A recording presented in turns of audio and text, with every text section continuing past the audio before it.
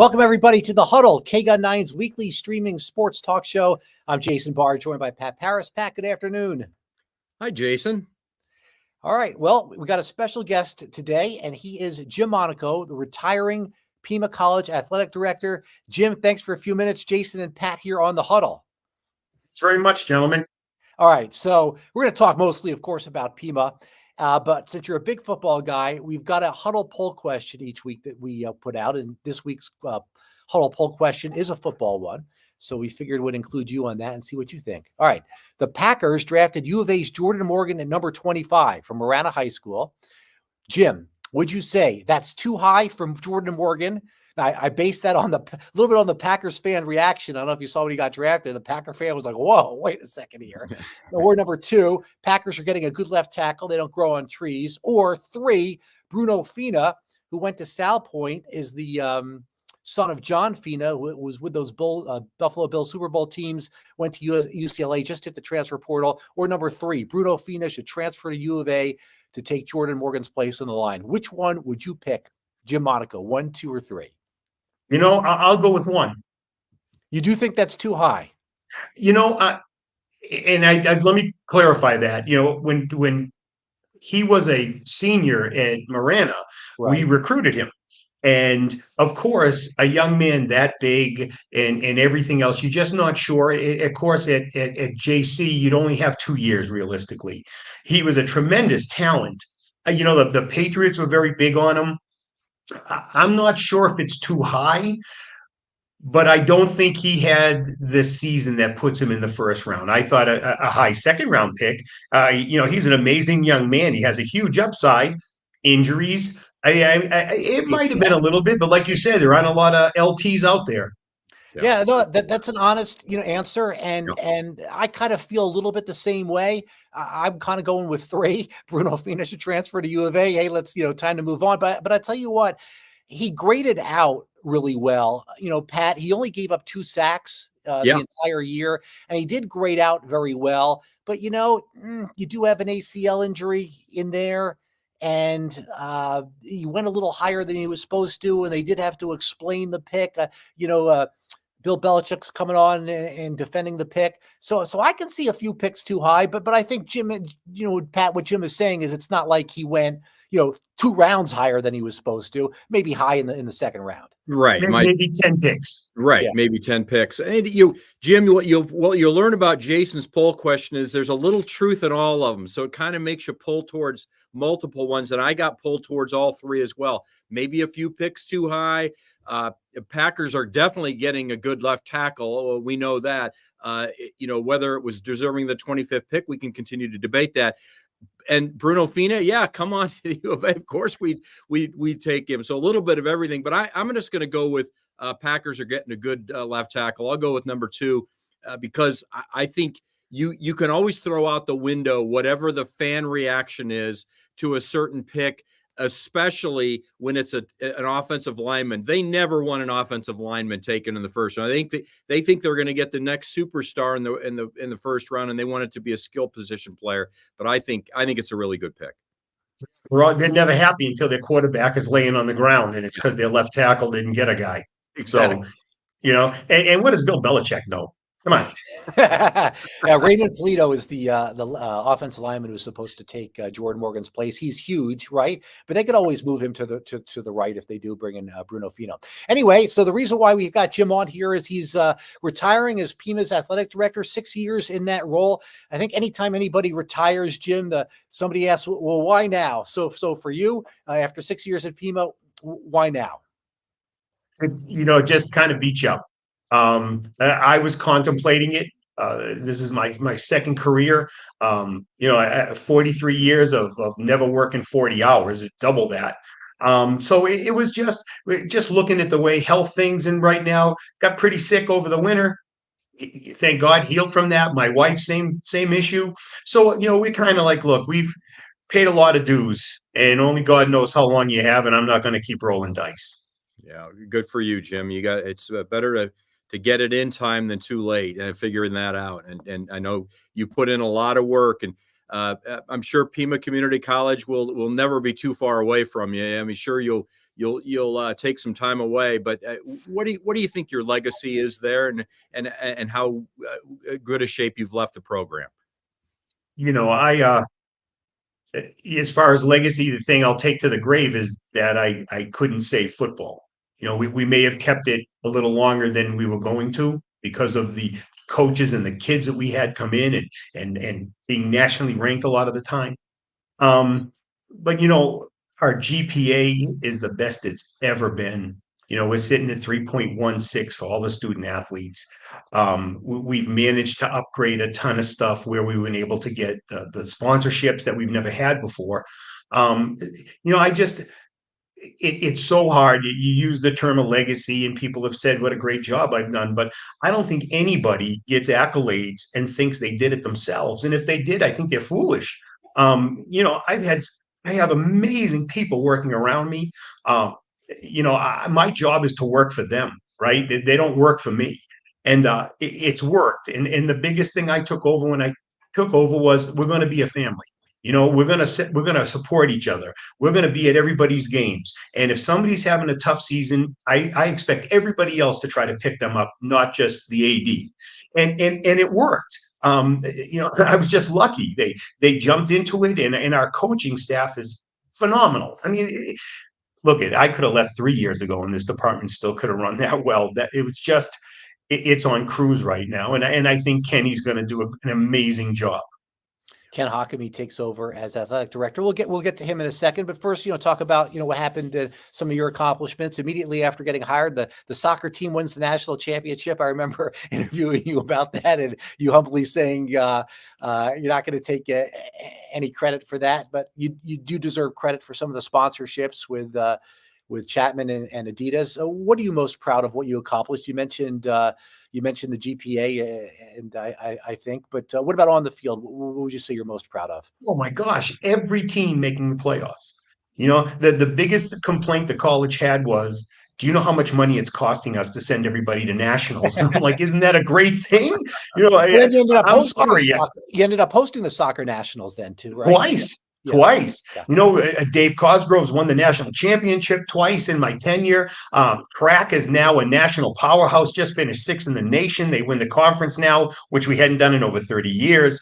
Softball is back, just tearing it up. Baseball, phenomenal. 2 of the highest winning seasons we've ever had.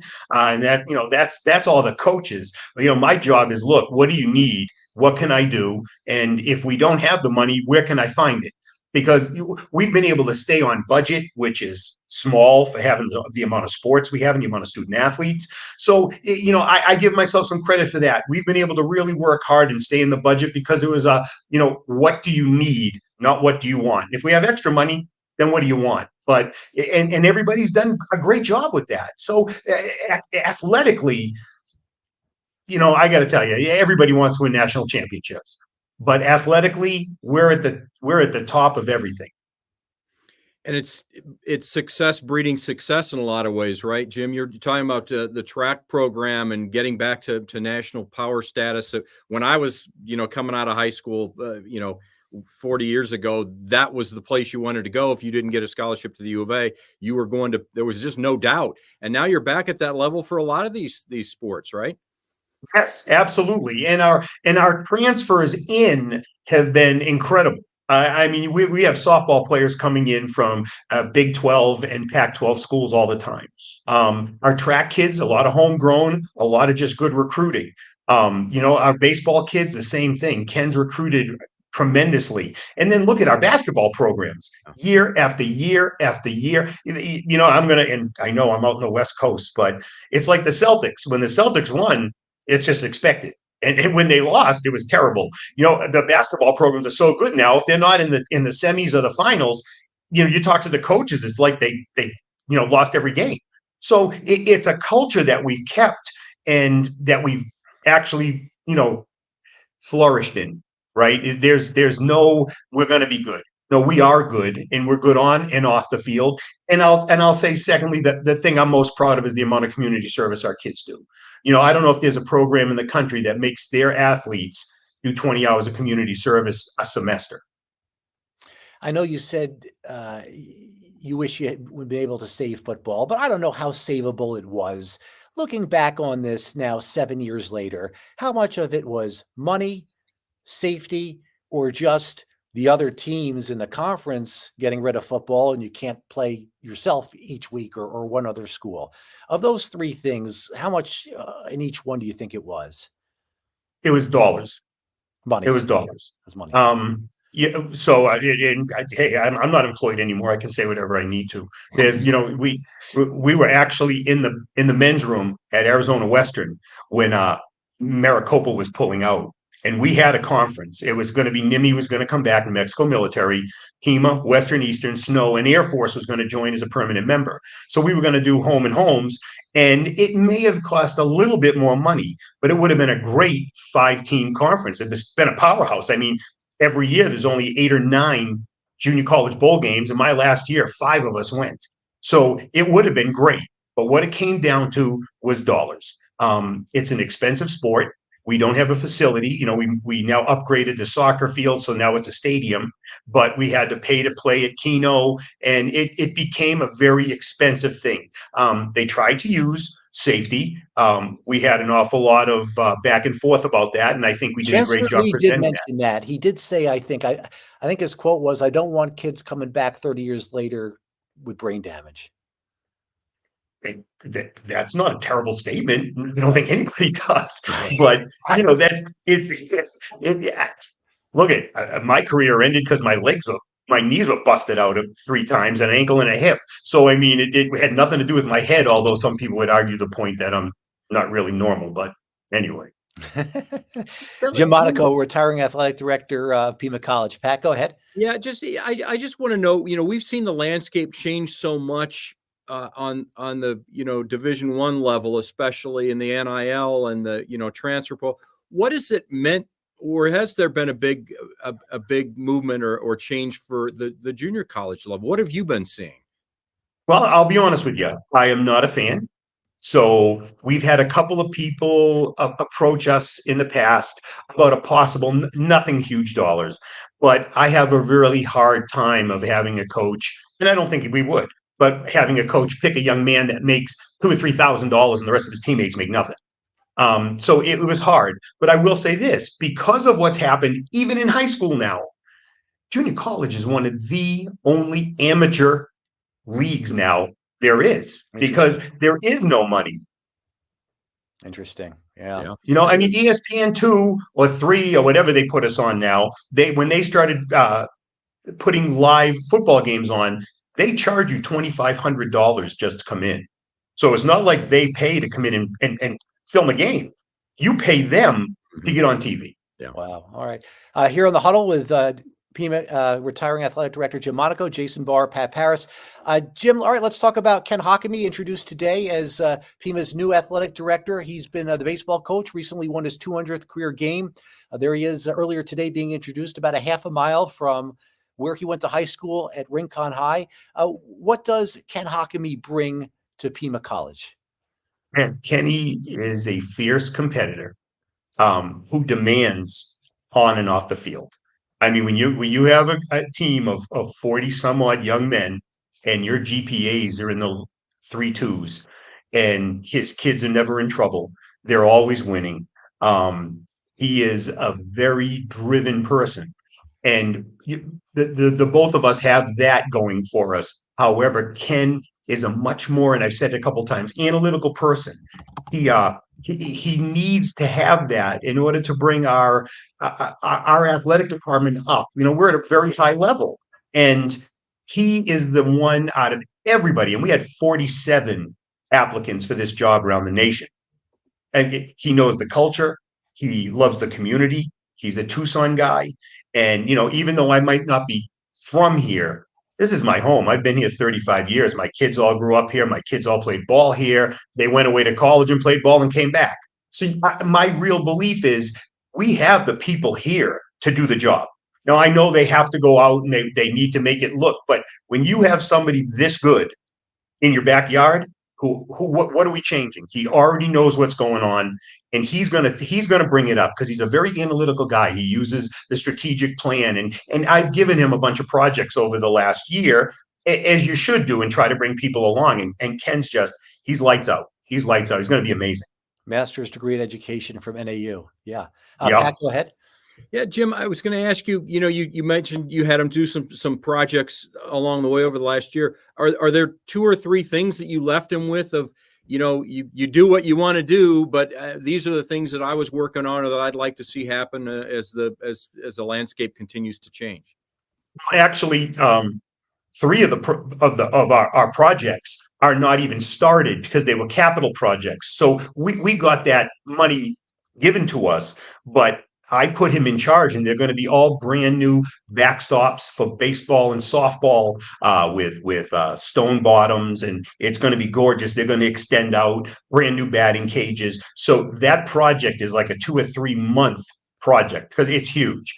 And I gave him that, and he's been working on that and diligently, and it's come out amazing. And as soon as their season's over, everything starts up. So that what I wasn't able to get accomplished, the only thing I told him that I could not get done because I just couldn't find the money yet was to get a real Hall of Fame. We have so many things. If you walk through our closets, you see Abdi's shoes and Perez's shoes, and you see, all these pro ball players. And I'm thinking, we have national championship trophies that are in Ray Suarez's office. And you just go, we need a place for people to walk through and say, this is incredible. So I asked him, I said, listen, whatever you do, you work in the alumni thing, try to get a Hall of Fame built, because that's just something that the college needs and should be proud of. Yeah, way overdue. Right. Sure. You bet. Does the college also need an intern to go through all of these teams from back in the day, find the rosters, go on Google, whatever it is, and locate these players? You talked today, somebody brought up the question about, reaching out to the alumni. I'm sure the effort's been made, but it's not like you guys had a head start with an alumni list. We have nothing. Yeah, we have nothing. I think that's actually surprising to some people. I don't know why you don't have it, but you've got to have the information of teams that happened 20 years ago, and maybe an intern or somebody can go through all that, because it sounds to me like a lot of busy work. No? Very much. The school has no records. So we don't have any records. Everything we have, if somebody didn't keep it in the athletic department, it's not there. And I know they talk about alumni as far as athletics, but it needs to be alumni throughout the college. I mean, I took classes there, right? I mean, I grabbed the class or 2 there. Everybody in this city has some connection with Pima. It just doesn't seem that they give it it's a gem, right? I mean, every kid we take in there is a piece of coal, and they come out a diamond because of what it's affordable. The people care. We just don't have the back to do it. And when we started it about 3 or 4 years ago, the foundation just wanted a bunch of different things that we didn't have. And I told them, I said, look, this has to be, like you said, it's busy work. It needs to be somebody that sits down and goes through everything from 1972 on upward just to find some of these people. And, we finally had our first Hall of Fame induction this past December. It was the first one in 12, 13 years. Those things can't happen anymore. So what we got started is every other year there'll be a Hall of Fame induction, and in between years they'll do something for the school. But those are the things that have to get out. I mean, you just can't sit back and go, "Yup, they gave me my start and I owe them everything." Well, if you owe them everything, give $10. I mean, that's just $10. I know a lot of people think, what's $10? Well, how many million people went through Pima College over the last 50 some odd years? Right. So adds up. Yeah. Well, you bet. You joked with us before we came on the air here about painting that wall behind you in your home office. What are the other things you've got? I hope you've got some plans for you and your wife to take some time away and just spend time together and get away from Pima College for a little while. We do. They've been wonderful to me. They've asked a couple of times if I would come back and kind of help with some stuff. But May 30th, we take off for about 2 months, and we go to Italy, and we're just going to hang out with the with the old family and say hello and just get out of here. Just it's not really to get away. It's just it gets super hot and kind of beats us up, and we figure that's the time. That's the time. Jim, we started with the Huddle poll question. That's how we're going to end things up. And let's say how people voted here. That's too high for Morgan. So most people did not agree with you. A lot of U of A homers.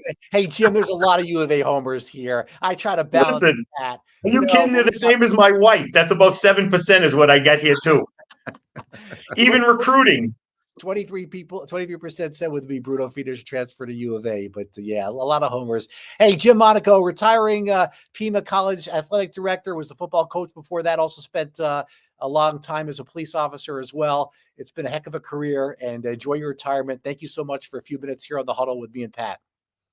Thank you so much. It's because of you guys that we have the notoriety we have right now. So I can only thank you more than you'll ever know for keeping us in the community and in front of people. Thank you. That's nice of you to say. Well, the story on Ken today at 6 o'clock on KGUN 9. So thank you. Yep. Thank you, Jim. That was Jim Monaco. And yeah, Pat, it was really surprising about 6 or 7 years ago when he became athletic director, because he was not happy that they were losing football. That's right. And you're the chancellor. Right. This guy's speaking out about how unhappy he is. Normally you don't see a fit, but what happened was that they thought he was so passionate about Pima and cared so much that they wanted somebody like that in there. So that's part of the reason he got the athletic director's job about 6 or 7 years ago. Mm-hmm. And, I think the sponsorships is something they didn't have before, but you could tell the football thing. I wasn't going to bring it up, but you could tell it still kind of burns a little bit. No, it does. And you don't want to be the guy that was at the helm when that happened. But as you and I both know, it was not his fault. He did everything he could. In fact, as he mentioned, it probably went a year longer than it was supposed to. And it just was a snowball effect. It started with the Phoenix schools and Phoenix area community colleges. And when that started to happen, when they weren't going to put the money into it, you knew the handwriting was on the wall. And it's a shame. It was a really great almost feeder system in a lot of ways. And you really, you miss that. You miss being able to say that guy went to Pima College and now he's playing at Utah. That guy went to PCC and now he's playing at San Diego State, or even occasionally at Arizona. It's too bad. It's a shame. And there's a lot of football players in this town that are just not quite there yet. And 2 years in community college did them such a great experience that they then made it into Division I. Yeah. So that's for sure. But soccer championship and, basketball is always competing. Football, baseball, softball is always up there. Yep. And now track's back. And Jason, I'm telling you, when I was at Sabino and I got recruited by the U of A, a lot of my, I went to the U of A, but a lot of my teammates were almost, right there too. And they went to Pima Community College, and then they went on to NAU or where, other track schools that were Division I schools. So yeah, it was a stepping stone, and now it's back. I'm glad to see track is back at Pima on that same level. Yeah. I'm excited to see what Ken Hakami does, and hope they can find that alumni list, because there's a lot of good ones out there. That's a shame, right? Yeah. It really is. You'd think in this day and age, though, with Facebook and things, maybe they get a chat going and that thing grows and they get a decent alumni list put together. Because you know how it is. Guys on the baseball team from 30 years ago might still keep in touch, and they find out they're trying to compile a list. They'll get involved, and it snowballs from there in a positive way. For sure. All right, this has been the Huddle, KGUN 9's weekly streaming sports talk show. For Jim Monaco, who was our guest this week, and Pat Parris, I'm Jason Barr. Thanks so much, everybody, for watching live and on delay on our record on our platforms. We appreciate it. And we'll see you right back here, same time next week on Tuesday at 3.